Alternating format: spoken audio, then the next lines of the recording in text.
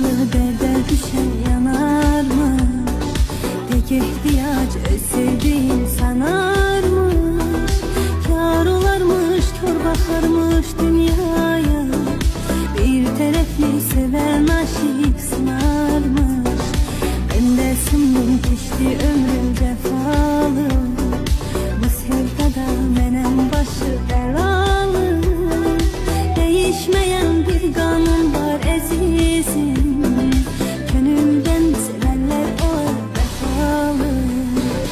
Kimde hata kimde günah bilmemişsen bilmemişsen.